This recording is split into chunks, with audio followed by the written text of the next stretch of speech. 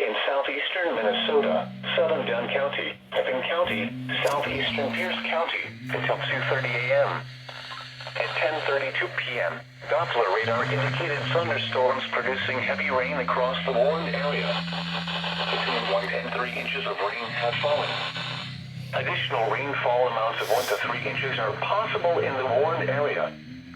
Flash flooding is ongoing or expected to begin shortly. Expected hazards include flash flooding caused by thunderstorms. This is a radar-indicated threat.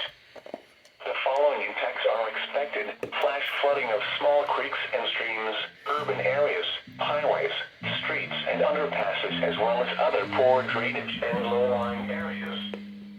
Some locations that will experience flash flooding include Faribault, Red Wing, Cannon Falls, Pine Island, Zamrota, Durant, Kenyon, Goodhue, Stanton, Wanamingo, Morristown, Pepin, Eau Gallie, Welch, Warsaw, Plum City, Bay City, Nerstrand, Stockholm, and Frontenac.